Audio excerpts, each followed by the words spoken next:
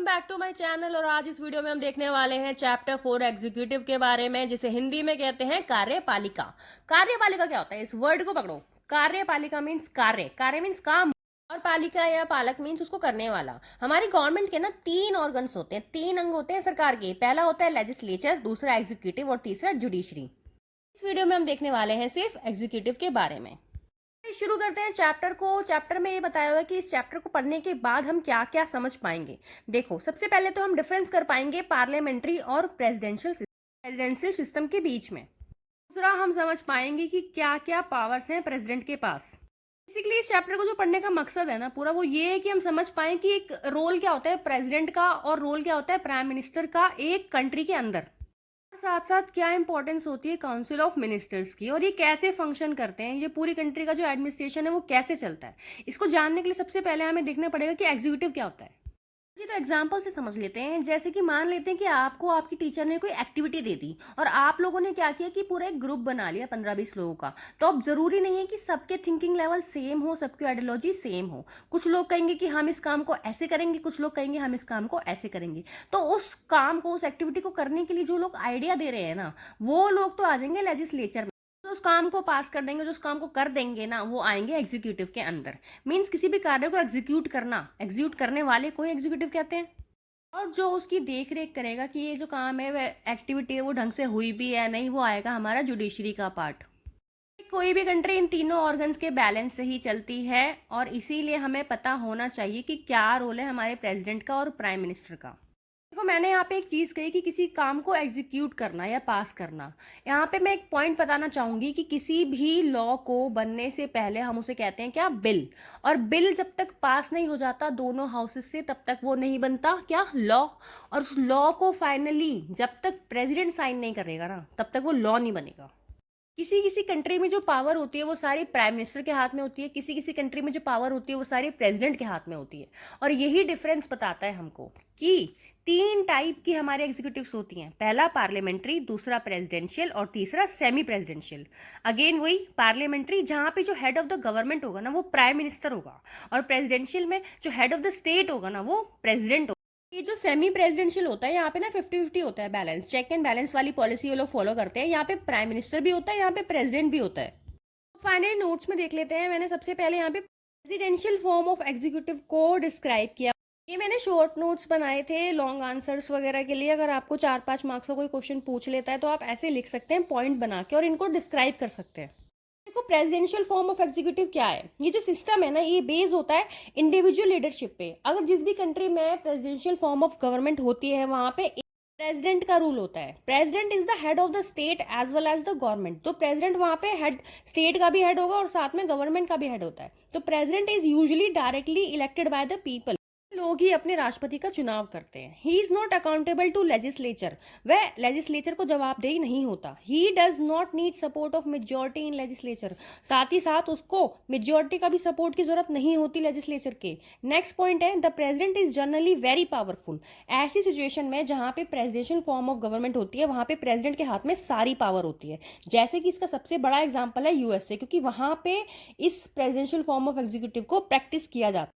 हमारा next point है features of parliamentary type of executive. अभी हमने प्रेसिडेंशियल देखा, अब हम देखेंगे पार्लियामेंट्री। क्योंकि पार्लियामेंट्री हमारे लिए इसलिए इंपॉर्टेंट है क्योंकि हमारे इंडिया में भी यही टाइप है। ठीक, the parliamentary system of executive is based on the principle of collective leadership. जैसे प्रेसिडेंशियल में क्या था कि एक इंसान के ऊपर सारी पावर थी, एक इंसान के पास सारी पावर थी। मगर पार्लियामेंट्री में on the other hand collective leadership होती है। यहाँ पे काउंसिल ऑफ मिनिस्टर्स होते हैं। हमारा पॉइंट बनता है, there are 2 heads, that is head of the state जो कि नॉमिनल हेड होता है, and head of the government जो कि रियल हेड होता है। Means head of the government क्या है, हमारा पीएम है, जो कि रियल में जिसके जिसके पास पावर है सारी। और हेड ऑफ द स्टेट क्या है, नॉमिनल हेड जो हमारा प्रेसिडेंट है, जिससे मात्र है। नेक्स्ट पॉइंट है, the head of the government is usually known as PM. ठीक, he is leader of majority party in the legislature. तो लेजिस्लेचर भी मेजोरिटी पार्टी का लीडर होता है, वही पीएम बनता है। बताया था मैंने, अपनी एक लास्ट वीडियो बनाई थी प्राइम मिनिस्टर वाली, जाके देख लेना। उसमें मैंने बताया था कि जो भी पार्टी लोकसभा के अंदर मेजोरिटी ले आती है या फिर उसको ज्यादा वोट्स मिल जाते हैं तो जो उसका लीडर होता है ना वही बनता है पीएम आगे चल के। नेक्स्ट पॉइंट है he may be leader of alliance of parties. क्या हुआ था कि 1989 के बाद से मीन्स उसके पहले से तो कांग्रेस सरकार हमेशा जीतती आ रही थी मेजोरिटी के साथ, मगर 1990 के दौरान क्या हुआ कि कोई भी पार्टी अपनी मेजोरिटी साबित कर ही नहीं पा रही थी। ऐसी सिचुएशन में इन पार्टीज ने क्या करा, इन्होंने अलायंस बनाना शुरू किया, गठबंधन की सरकार बनाना शुरू किया, जैसे एनडीए और यूपीए ने बनाया था। ठीक है, 2014 तक भी ऐसा ही होता आ रहा था, मगर 2014 के बाद से मेजोरिटी साबित हुई है किसकी, मोदी सरकार की। ऐसी सिचुएशन में क्या होता है कि जो पार्लियामेंट्री टाइप में क्या होता है कि जो अलग अलग पार्टीज हैं कई बार वो लोग भी मिलकर अलायंस बना लेते हैं। नेक्स्ट पॉइंट है हमारा the PM along with the council of minister is collectively responsible to the parliament Lok Sabha. यहाँ पे अब पीएम को हमने वोट देके, वो पीपल का रिप्रेजेंटेटिव है, उसको हमने वोट देके जिताया है, साथ में काउंसिल ऑफ मिनिस्टर्स भी, वो सब जवाबदेह होते हैं, वो सब रिस्पॉन्सिबल होते हैं किसको, लोकसभा को और पार्लियामेंट को। Next point they must have support of majority इन लोकसभा। भाई तभी तो जीते हैं ना जब उनको सपोर्ट मिला, उनको मेजोरिटी मिली है किसमें, लोकसभा के अंदर। The head of the state nation में बी मोनार्क और प्रेसिडेंट।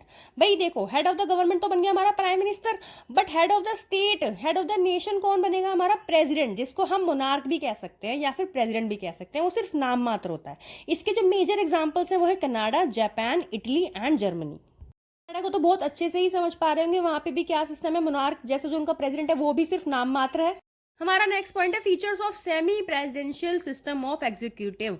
तो आप देख लेते हैं सेमी प्रेसिडेंशियल सिस्टम के फीचर्स को। सबसे पहले तो अभी मैंने थोड़ी देर पहले बताया कि ये 50-50 होता है, यहाँ पे दोनों होते हैं, प्रेसिडेंट भी होता है, यहाँ पे प्राइम मिनिस्टर भी होता है, यहाँ पे चेक एंड बैलेंस की सरकार होती है। Both PM and president is elected directly, दोनों के चुनाव होते हैं यहाँ पे। PM and his council of ministers are responsible to legislature. तो भाई यहाँ पे भी पीएम और उसकी जो काउंसिल ऑफ मिनिस्टर होती है वो रिस्पॉन्सिबल होती है लेजिस्लेचर को। President appoints PM as well as ministers but can not dismiss them, ठीक, एज इन फ्रांस। तो भाई प्रेसिडेंट अपॉइंट तो कर सकता है पीएम को और उसके मिनिस्टर्स को, मगर उन्हें डिसमिस ही नहीं कर सकता। कहां पे, फ्रांस के अंदर।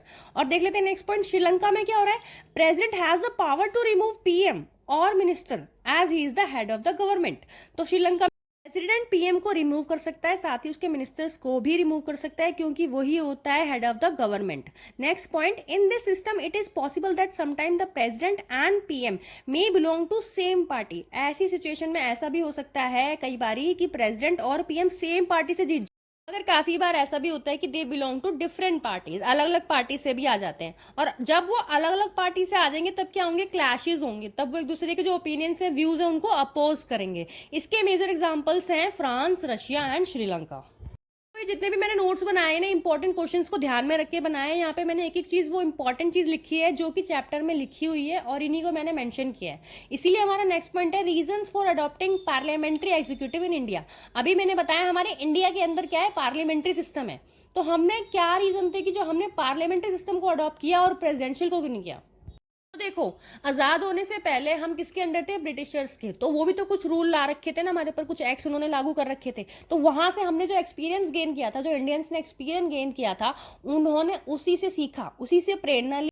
उन्होंने पाया कि हमारे लिए पार्लियामेंट्री सिस्टम ही बेटर रहेगा, क्योंकि अगर हम प्रेसिडेंशियल के साथ जाते हैं तो ऐसा हो सकता है कि एक इंडिविजुअल के हाथ में सारी पावर आ जाए, और ऐसे में सिचुएशन में वो हिटलर बन सकता है। ठीक है, और पार्लियामेंट्री में क्या होगा कि जब बाकी सारे लोगों के पास एक कलेक्टिव लीडरशिप होगी तो वो रिस्पॉन्सिबल होंगे, वो जवाबदेह होंगे सभी को। तो ये कुछ मेजर रीजंस थे हमारे पार्लियामेंट्री सिस्टम को अडॉप्ट करने के। ठीक है, यहाँ पे मैंने जो पॉइंट्स लिखे हुए हैं, you can go through them. Last point देख लो, under these circumstances parliamentary system of executive was adopted in India both at national and state level. हमने जो पार्लियामेंट्री सिस्टम को अपनाया है वो नेशनल लेवल पे भी और स्टेट लेवल पे भी अपनाया। अब आ जाते हैं हमारे नेक्स्ट क्वेश्चन पे, describe the executive system in state in India. हमारे इंडियन जो स्टेट्स हैं वहां पे कैसे चलता है एग्जीक्यूटिव सिस्टम। जैसा कि नेशनल लेवल पे होता है हमारा पीएम, ठीक है, वैसे ही स्टेट लेवल पे हमारा होता है सीएम। जैसा कि नेशनल लेवल पे हमारा होता है प्रेसिडेंट, वैसे ही स्टेट लेवल पे हमारा होता है क्या, गवर्नर। जैसे कि नेशनल लेवल पे हम कोई भी लॉ प्रेसिडेंट के साइन किए बिना पास नहीं कर सकते, वैसे ही स्टेट लेवल पे भी हमें गवर्नर की एडवाइस की, उसकी साइन की जरूरत पड़ती है। नेक्स्ट हेडिंग है rights and discretionary power of president. जरा प्रेसिडेंट की शक्तियां देख लेते हैं। अभी थोड़ी देर पहले मैंने समझाया है कि जो प्रेसिडेंट होता है वो हेड ऑफ द स्टेट होता है और उसके पास भी कुछ अधिकार होते हैं। माना कि वह नाम मात्र ही है, मगर उसकी सलाह के बिना और साथ में उसके साइन के बिना कोई भी कानून तो बन नहीं सकता। तो मान लेते हैं अगर दोनों हाउसेस में से कोई भी बिल पास हुआ, और अगर प्रेसिडेंट की वो समझ में नहीं आ रहा और प्रेसिडेंट चाहता है कि वो दोबारा इसको रिकंसिडर करें, तो वह उनको वापस भेज देगा। ऐसी सिचुएशन में 2 बार से ज्यादा ऐसा नहीं हो सकता। अगर दूसरी बार भी इन दोनों हाउसेस ने उस लॉ को, उस बिल को सॉरी, पास कर दिया आगे, तो ऐसी सिचुएशन में प्रेसिडेंट को उसको साइन करना ही पड़ेगा। ये हमारा नेक्स्ट पॉइंट भी आर्टिकल 74(1) में ये मेंशन हो रखी है चीजें कि जहां पे प्रेसिडेंट उनको एडवाइस के लिए वापस भेज सकता है, किसको, मिनिस्टर्स को, कि वो ताकि उसको रिकंसीडर करें अपने डिसीजन को। नेक्स्ट पॉइंट है कि कोई भी बिल बिना प्रेसिडेंट के असेंट के, उसके कंसेंट के लॉ नहीं बन सकता। वैसे ही प्रेसिडेंट के पास कुछ पावर है कि वो उसको रिफ्यूज और विदहोल्ड कर सकता है, अपने पास रख सकता है और पार्लियामेंट को वापस भेज सकता है रिकंसिडरेशन के लिए।